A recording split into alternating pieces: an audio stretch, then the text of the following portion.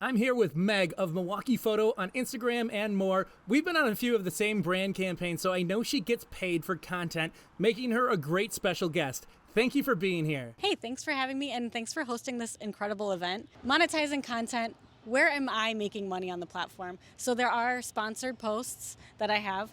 And then there's also ways that I'm engaging people in other ways. So social media coaching. And then there's also ways to make money on the side without really needing to do anything. So having someone reach out and they want like essentially your coursework on how to strategize your content, things like that. So there's a bunch of different ways to really dive into the content.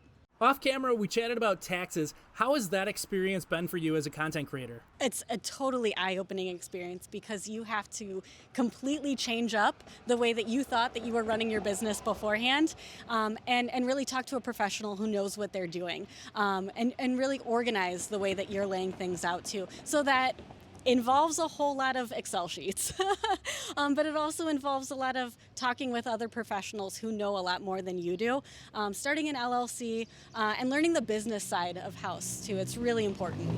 Now, you didn't start in social media at Discovery World, but you are here now. What was that transition like? Yeah, so working at a nonprofit and jumping into the marketing side of things, I have been there for 9 years now, and I started working there in the education side of house. But for the longest time, I was promoting what our educational programs were. So making videos and making a lot of our social media posts to promote the educational programs there. There's 10 classrooms in that space that field trip groups are constantly taking labs in. So highlighting those things, highlighting some of the weekend workshops, but that kind of got me really interested in marketing Discovery World as a whole. And once COVID hit, that really changed everything, and the dynamics of and the structure of Discovery World. So I was doing a lot of our marketing on the side while also doing virtual teaching and working at Discovery World. So it really transformed my 9-to-5 profession too. So coming back a couple years ago and jumping in full-time into the marketing side of things.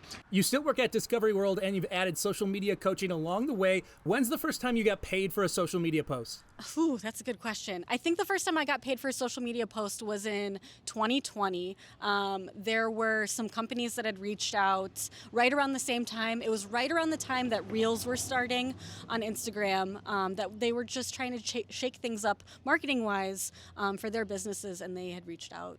So 2020, 2021. Did they reach out to you and say, we want to pay you? Or were you more like, it's time for me to get paid? They reached out and said, we want to pay you. So there's never been a business where I have cold called really anyone to reach out about a partnership or anything like that. It's been businesses who have reached out to me. I will say too, I have 2 different rate kits for marketing too. So I have one that the brands kind of align, and then I have another one where it's like those bigger brands, like, you know, those big name companies where I know that they have money to work with, versus one that I just want to help promote a business, and then I just want someone to cover the cost of a babysitter. If someone watching this feels like they're on the cusp of charging for their content, what would you say to encourage them? There's a wide variety of ways. There's a ton of websites that you can go onto too, where they essentially have social media people, content creators sign up. So those are the places where a lot of marketers are going and looking to see what your analytics are, because your stats are going to be listed on there, what your engagement is like, what your followers are like. But then they can also easily go to your account and they can see, are your followers real? Are you actively engaging in your online community too? Because they want to see that. And when they do see that, they want to reach out because you do have a highly focused, highly specialized followership. What's one question that has stood out so far during tonight's #MKE Social?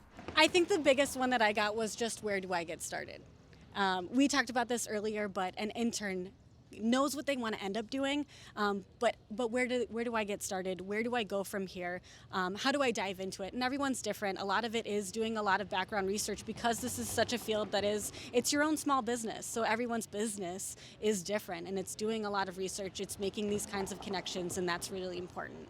Joining us now is Adam and Hannah of the account Getting Stamped. They started out as a couple creating travel content together and have since expanded into a travel family with 2 little ones. Thank you for being a part of tonight's event. Yeah, thanks. We've been doing this since about 2012, seeing lots of ups and downs in the influencing world.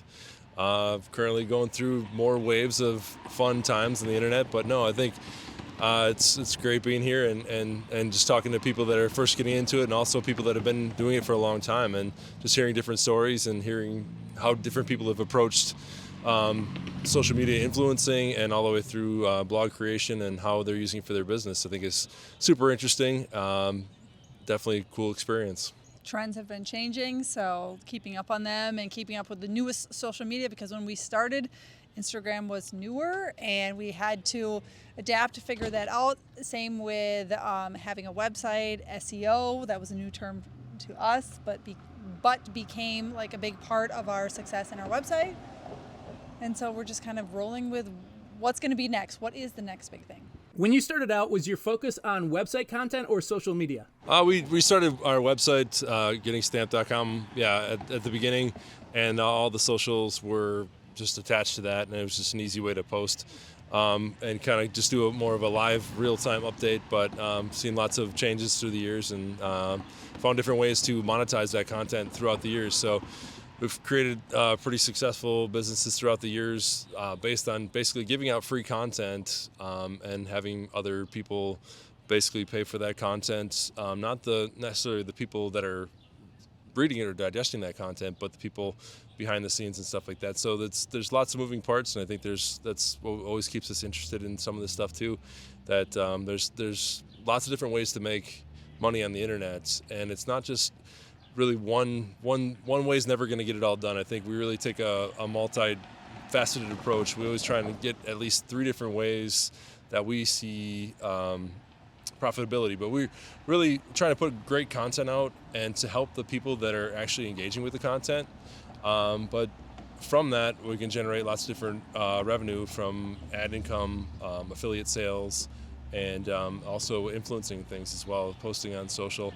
It's been great for us over the years, just producing really, really engaging, fun content that people respond to, and brands love that, and brands need that to continue to grow and to continue to develop their brand. So I think it's a very symbiotic relationship, and I think a lot of great things have come from it over the years. So, yeah. And it's kind of like changed over the years. So like, you may visit a destination and on your own, so you then can blog about it. You then can later reach out to that brand saying, hey, I visit your destination, I have this content, I have this idea, what are your thoughts? And then later sell like, hey, additional reels for you to post and or for them to post, or sell photos. And on top of that, like for your website, like Adam said, creating those articles which can generate not only ad income, but also affiliate income. Can you sell maybe that really cool food tour you went on? Hey, there's a Viator Get Your Guide link, so you can sell that way. Or maybe there's something that you always travel with. Hey, get that Amazon link. You can say, hey, buy this product, I swear by it. So kind of like always kind of like there's not just one income stream. There's different ones, and they're always changing. So social media as well, like keeping up with what is the most popular trend and how can I sell additional items and or market my articles. A question I get from smaller creators just starting to charge is, how do I provide my rates confidently, and how do I negotiate pricing? You've both been at this for a while now, and I have to assume your current rates haven't always been your rates. What tips do you have for someone trying to decide what to charge and how to do so confidently? I'd say read the contract.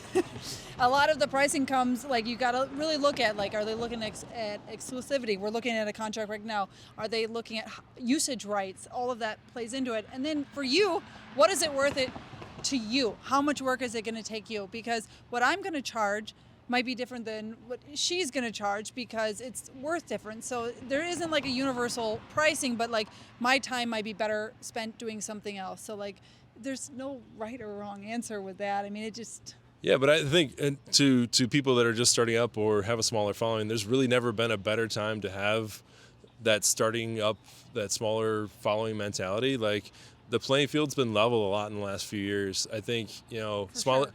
because you can reach almost equal amount of people right now with a smaller following if you have really great content. Like if you can produce really good stuff, really engaging stuff, especially in the video format, like you can see as much, you can get as many eyes on your content as people that have been around for a long time with a big following, because The micro influencer is it's real. And then and also, even if you don't have a following at all, you can still get into this game because people still need that content to post on social.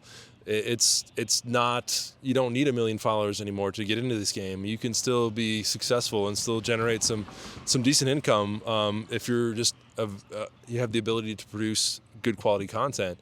And like phones and smaller devices are getting to the point where you can produce high enough quality content with a cool edit that you can get in front of people and you can do some real cool brand stuff with just a phone, a nice iPhone or whatever phone you've got, the equipment that you already have. You can get into this game and you can really get in front of some real people if you take the time and you know what you're doing with the editing software and things like that. Like, it's not just a free for all, but like if you can produce good content, there's a way in right now. You don't need 100,000, 1 million followers. You really don't right now, and I think that's another interesting facet of what's going on right now. And if you are a micro influencer, if you don't have a lot of following, but you get a lot of views, I would suggest when you send your rates, also send maybe some screenshots of your insights that say, my average story reach is X, or my average is this. So you can also provide, like, you can prove that I am worth this price even though I don't have X amount of followers. One more question. What's a tip you wish you were given when you first started creating content? You just got to be everywhere. You got to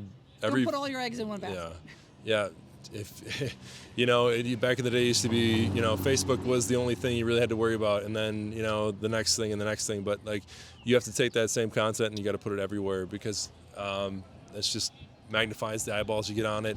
But if you don't jump on certain platforms quick enough, you've kind of missed the boat. So you got to take your stuff and you got to be everywhere, but you also got to focus on your own content as well. If you have a spot to put your own stuff outside of the big social platforms, if you have a website, you really should do that, because it's the one space of the internet that you can control wholeheartedly and nobody can take away from you. It's more evergreen. Yeah.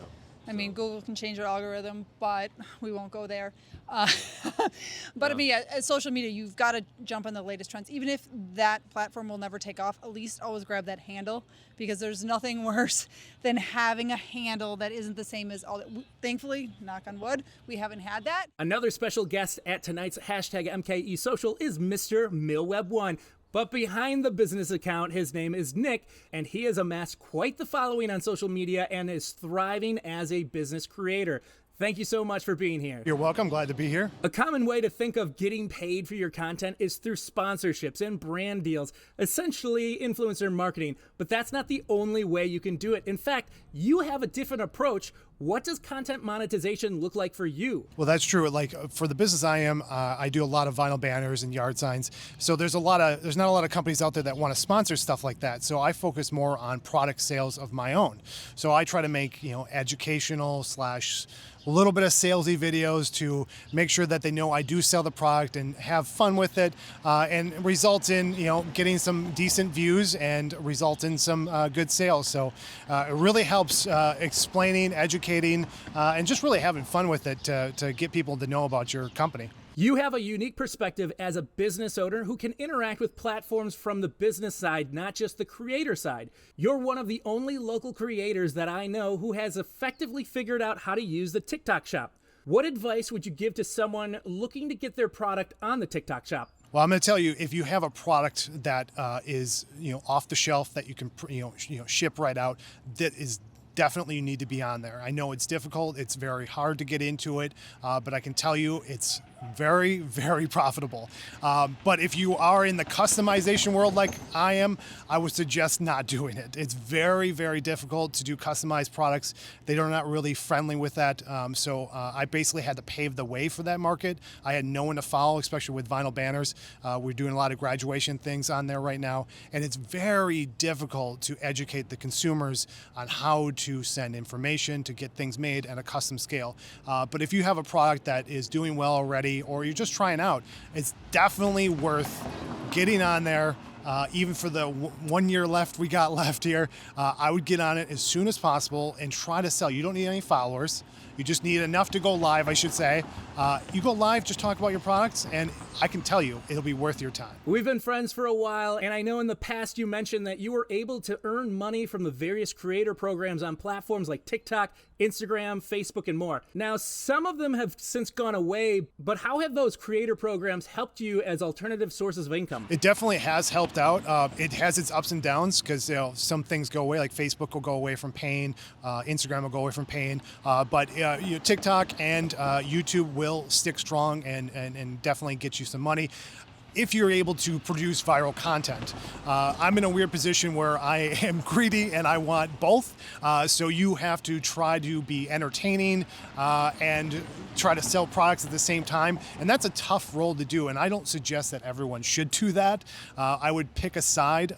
Doing both is very difficult. But if you can manage product sales and overall views, you're going to be living a great life in the business world for sure. A unique thing I think you've done as a content creator is adding voiceovers, and not just that, but telling a compelling story that makes people want to watch the video longer. What are some tips that could help other business creators with storytelling when it comes to sharing content about their product? I'm still trying to figure it out. Every time I do a new voiceover, I'm like, how can I make this more, non-salesy, more fun?